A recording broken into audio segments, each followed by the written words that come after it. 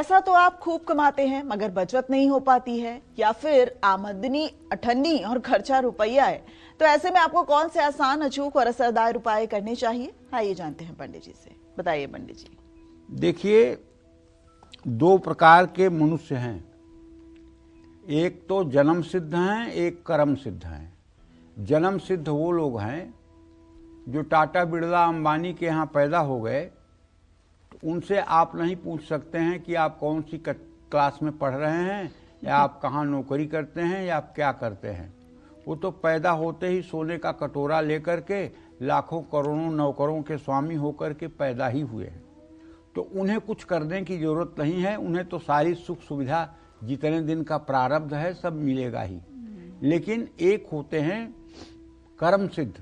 ये कर्म सिद्ध जो होते हैं, ये सामान्य परिवारों में जन्म लेते हैं, पढ़ते लिखते हैं और उसके बाद जीवन में संघर्ष करते हैं। संघर्ष करके अपनी एक पहचान बनाते हैं और अपनी एक पहचान बना करके इतिहास में अपना नाम दर्ज करते हैं। ये हैं जन्म सिद्ध। जन्म सिद्ध लोगों को बहुत कर्म करना पड़ता है, बहुत ऊंचे नीचे परिस्थितियों का सामना करना पड़ता है, बहुत मतलब कि उठा पटक की जिंदगी जीनी पड़ती है। अब कर्म की बात बहुत लोग करते हैं कि कर्म करिए, कर्म करिए। अरे, हम कहते हैं कि कोई मेट्रो के नीचे की भिखारिन के पेट से पैदा हो रहा है, उसने कौन सा कर्म बुरा कर दिया? अभी तो वो पेट में ही था। और कोई बहुत बड़े उद्योगपति का बेटा बन के पैदा हो गया, उसने कौन सा कर्म कर दिया? कर्म तो सब पूर्व जन्म के ही हैं। जो पूर्व जन्म का आपका प्रारब्ध है उसी के अनुसार ये जन्म हो रहा है। शास्त्र तो ऐसा ही कहते हैं।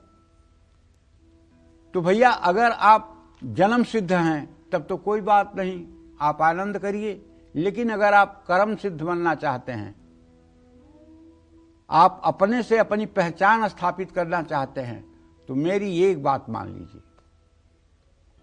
सुबह आजकल बड़ा बुरा एक रोग चला है हिंदुस्तान में, बेड टी, मतलब बिस्तर पर ही चाय पीने की आदत। ये बहुत गंदा एक प्रचलन हुआ है।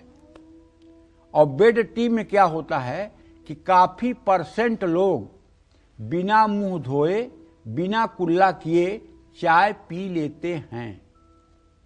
और मैं अपने कम से कम दर्शकों से तो निवेदन कर सकता हूं कि आप बिना मुंह धोए, बिना कुल्ला किए भूल करके भी चाय न पिएं।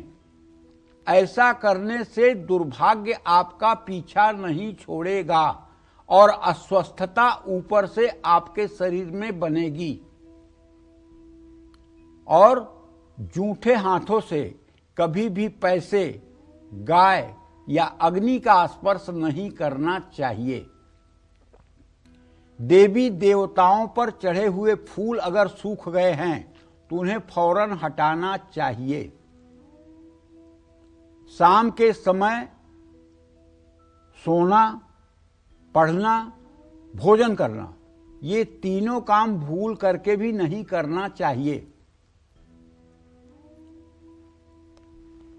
रात में सोने से पहले अपने पैरों को धो करके और कायदे से उसे कपड़े से पोंछ करके तभी बिस्तर पर सोने जाना चाहिए। इससे स्वप्न नहीं आएंगे और बुरे स्वप्न यदि आते हैं तो उससे भी आपको निजात मिलेगी और आपको एक अच्छी नींद आएगी।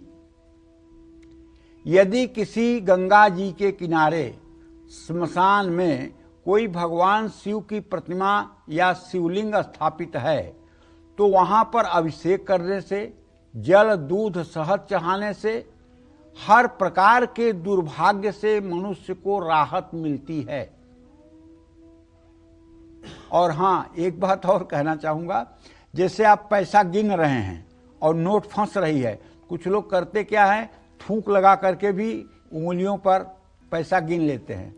ऐसा करना नहीं चाहिए, लेकिन ऐसा करते हैं लोग। तो अगर आप घर पर नहीं हैं और पानी की व्यवस्था नहीं है और गिनना भी जरूरी है तो ऐसा तो करना पड़ेगा।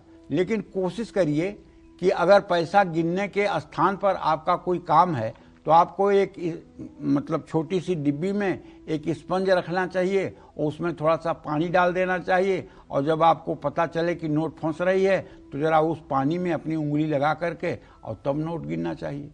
क्योंकि देखिए, लक्ष्मी का सम्मान जितना ही आप करेंगे, लक्ष्मी उतना ही आपके ऊपर कृपालु और उतना ही आपके ऊपर मेहरबान होंगी।